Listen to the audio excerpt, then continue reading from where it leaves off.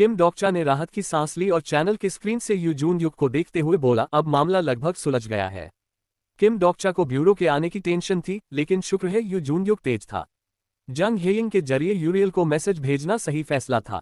The constellation daemon like जज of fire चमकती मुस्कान के साथ देख रही है।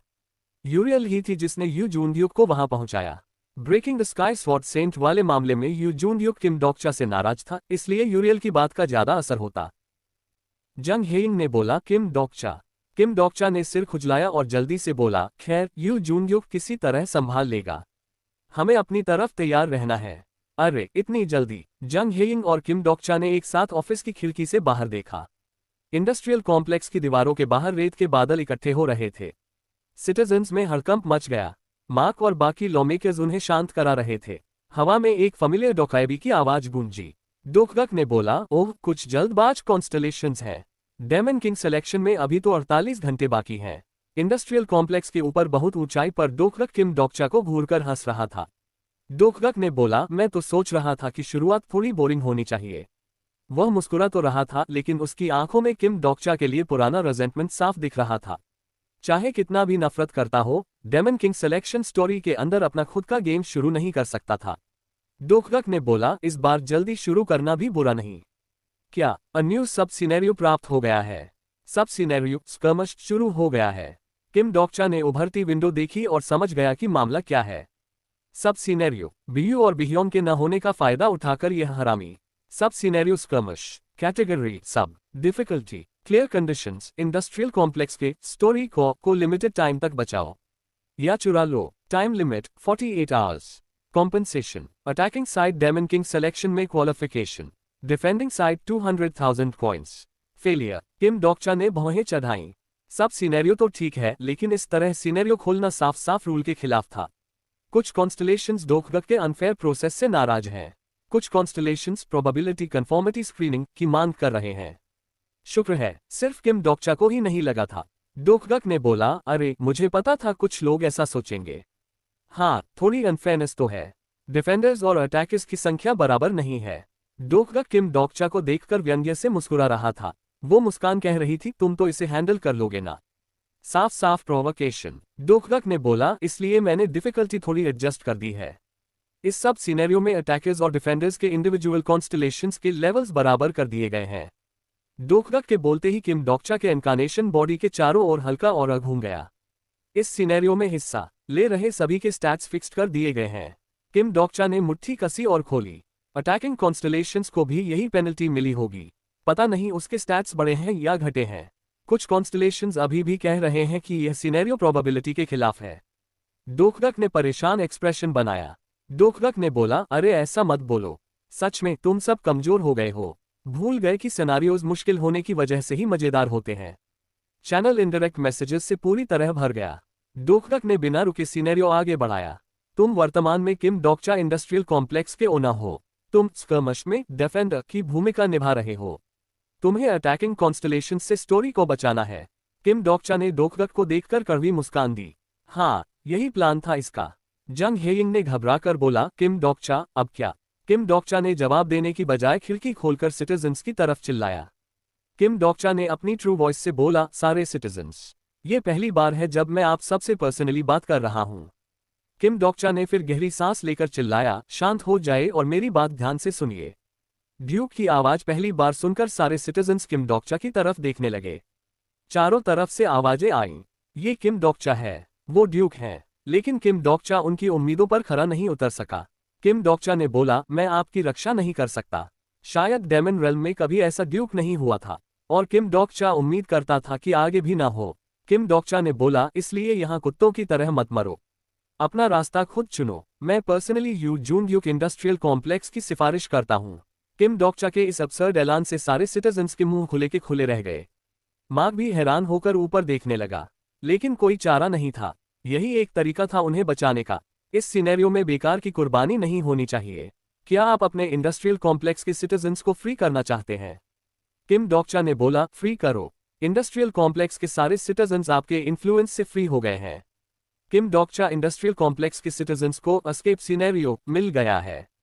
किम डोक्चा इंडस्ट्रियल कॉम्प्लेक्स के सिटीजन्स अब अपना इंडस्ट्रियल कॉम्प्लेक्स चुन सकते हैं। You have acquired a new legendary story. The story liberator of the industrial complex प्राप्त हो गई है। मैसेजेस की बाढ़ आ गई। किम डोक्चा ने आखिरी मैसेज छोड़ा। किम डोक्चा ने बोला, सब लोग यहां से निकल जाओ।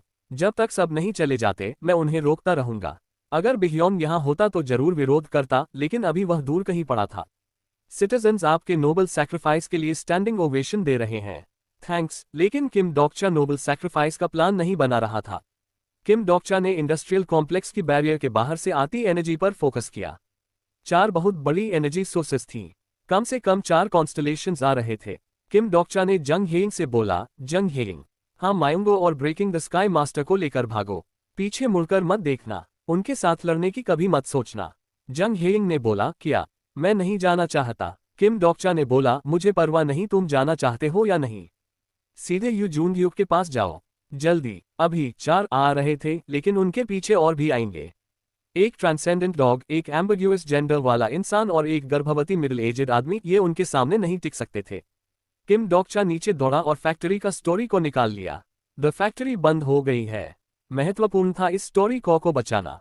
इंडस्ट्रियल कॉम्प्लेक्स में रहकर डिफेंड करना जरूरी नहीं था। किम डोक्चा ने बुकमार्क खोला, वे ऑफ द विंड इस्तेमाल किया और इंडस्ट्रियल कॉम्प्लेक्स की दीवार पर चढ़ गया। किम डोक्चा ने आते हुए 4 कॉन्स्टलेशन से बोला, यही चाहिए ना तुम लोगों को। किम डोक्चा ने स्टोरी को लहराते हुए बोला, लेना है तो मुझसे छीन लो। किम डोक्चा के पीछे 4 खूंखार कॉन्स्टलेशंस दौड़ रहे थे। फिर भी वह भाग पा रहा था, क्योंकि इस सब सिनेरियो में सबके स्टैट्स बराबर कर दिए गए थे। 4 बनाम 1। रैंकिंग ऊंची हो या नीची, मौका बहुत कम था। किम डोक्चा ने वे ऑफ द विंड से दीवारों और बैरियर्स को पार किया। जैसे ही कॉन्स्टलेशंस ने देखा कि स्टोरी को उसके हाथ में है, सब पागल होकर पीछे पड़ गए। यहां उससे गिराया तो डेमन किंग सिलेक्शन में सीधा क्वालिफाई। ऐसे बेकाबू होना बिल्कुल नॉर्मल था। हवा में डोकगक की हंसी गूंजी। डोकगक ने तंज कसते हुए बोला, हाँ, भागना तो बहुत आसान है ना। कॉन्स्टलेशंस, क्या सच में तुम बिह्योन के चैनल पर ऐसे भागते हुए इंसान को देखना चाहते हो? हरामी कहीं का, अगर बिह्योन यहां होता तो ये सब सिनेरियो कभी शुरू ही नहीं होता। लेकिन अभी बिह्योन था ही नहीं। किम डोक्चा ने दांत पीसते हुए बोला, डोकाइबी बैग मेंबरशिप लेवल बढ़ाने की रिक्वेस्ट करता हूं। पहले ही 2 लेवल अप होकर प्लैटिनम बन चुका था, लेकिन प्लेटिनम सबसे ऊपर नहीं था। द डोकाइबी इंचार्ज अभी एब्सेंट है। एब्सेंट डोकाइबी की वजह से स्टेटस अपडेट अपने आप हो जाएगा। 500,000 कॉइन्स खर्च हुए। बधाई हो, तुम अब डोकाइबी बैग के डायमंड मेंबर बन गए हो। मेंबरशिप लेवल बढ़ने से आइटम्स लिस्ट अपडेट हो गई है। डायमंड मेंबर्स को वीआईपी एक्सक्लूसिव आइटम्स मिलते थे, और किम डोक्चा को ठीक से याद था अभी ये खतरनाक चीजें रिलीज हुई होंगी। एक्सक्लूसिव वीआईपी आइटम्स की लिस्ट देख सकते हो। अगर बिह्योन यहां होता तो जान दे देता, पर ये लिस्ट कभी नहीं दिखाता, क्योंकि इस लिस्ट में बिह्योन की सारी ब्लैक हिस्ट्री थी। रैंडम स्टोरी बॉक्स वर 1.3 20,000 सी। स्टोरी फ्यूजन बॉक्स वर 1.3 200,000 सी। बिल्कुल वैसा ही जैसा सोचा था। ये पागलपन भरे कॉइन खाने वाले आइटम्स। लेकिन अच्छी बात यह थी कि अपडेटेड वर्जन ठीक वही था जिसकी किम डोक्चा को तलाश थी। मन में आवाज गूंजी, कमीने, प्रोबेबिलिटी क्यों नहीं बताते? 71वें रेग्रेशन में किम नामवून ने गलती से यही चीज खरीदी थी और बर्बाद हो गया था। 10 रैंडम स्टोरी बॉक्सेस खरीदे गए। एक स्टोरी फ्यूजन बॉक्स खरीदा गया। 400,000 कॉइन्स खर्च हुए। रैंडम स्टोरी बॉक्स कॉइन्स देकर स्टोरीज मिलने वाला जुआ। डिस्क्रिप्शन में लिखा था कि क्वाजी मिथ ग्रेड तक की स्टोरी मिल सकती है, इसलिए रिलीज होते ही इनकार्नेशंस और कॉन्स्टलेशंस पागल हो गए थे। और नतीजा, सब दिवालिया। हिस्टोरिकल ग्रेड स्टोरी की प्रोबेबिलिटी भी 0.001% से कम थी। क्वाजी मिथ की तो 0.00001% भी नहीं। तो बाकी 99.99% में क्या आता था? पागल हो क्या? 50 हिस्टोरिकल ग्रेड स्टोरीज, वो भी लोएस्ट ग्रेड वाली। मजाक है क्या? किम डोक्चा ने गिरते हुए बॉक्स को मुंह से पकड़ा और खोला। रैंडम स्टोरी बॉक्स इस्तेमाल करना चाहते हो? किम डोक्चा को पता था कि अच्छी स्टोरी आने की गुंजाइश न के बराबर है। तो फिर ये बॉक्स क्यों चाहिए था? क्योंकि जिस स्टोरी की उसे जरूरत थी वो अच्छी स्टोरी नहीं थी। The story head shoulder knee feet प्राप्त हुई। The story don't cut my hair प्राप्त हुई।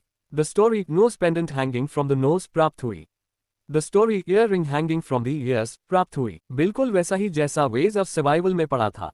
वर्जन 1.3 में 80% से ज्यादा चांस था कि शरीर से जुड़ी स्टोरीज आए। सबसे common nose pendant hanging from the nose और ear ring hanging from the ears. पीछे से सांप जैसे कॉन्स्टलेशन के दांत किम डोक्चा की कमर और जांघ को चीरते हुए निकले। स्टोरी की पावर से भरा हमला था।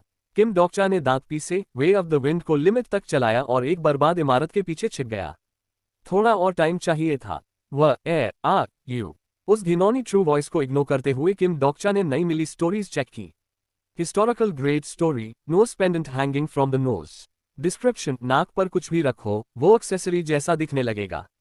चीज कोई भी हो सकती है। Historical great story, earliness hanging from the years. Description, कानों पर कुछ भी लटकाओ वो ईयररिंग जैसा दिखने लगेगा। नोज पेंडेंट के साथ कॉम्बो में बनी story.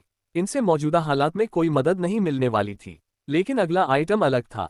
Item information, name, story fusion box ver 1.3। Rating, description, अलग अलग स्टोरीज को फ्यूज कर सकता है। बहुत कम चांस से हाई ग्रेड स्टोरी बन सकती है। कुछ खास कॉम्बिनेशन डालने पर हाई ग्रेड स्टोरी बनाने का बहुत कम चांस। नॉर्मली ये बेकार आइटम था, बार बार एक ही स्टोरीज डालने पर अलग अलग रिजल्ट, अच्छी स्टोरी का चांस न के बराबर। लेकिन कैरेक्टर्स की बातों के मुताबिक वर्जन 1.3 में एक बग था। इसी वजह से इस बॉक्स की बिक्री बंद कर दी गई थी। कमबख्त, अन्ना क्रॉफ्ट से पहले मुझे ट्राई करना चाहिए था। वर्जन 1.3 स्टोरी फ्यूजन बॉक्स का बग। कुछ खास स्टोरीज को पहली बार मिलाने पर पहले व्यक्ति को एक निश्चित स्टोरी जरूर मिलती है। किम डोकचा ने बिना हिचक दोनों स्टोरीज बॉक्स में डाली। चमकदार रोशनी हुई, कानों में दर्द के साथ मैसेज गूंजा। The legendary story distorting things as one pleases प्राप्त हो गई है। The story distorting things as one pleases distortion के टारगेट को खोज रही है। किम डोकचा उठा और बर्बाद इमारत से दूर चला गया। धूल के बादलों के बीच 3 कॉन्स्टलेशंस उसका पीछा कर रहे थे। पहले 4 थे, लेकिन पता नहीं आखिरी वाला कहाँ गायब हो गया।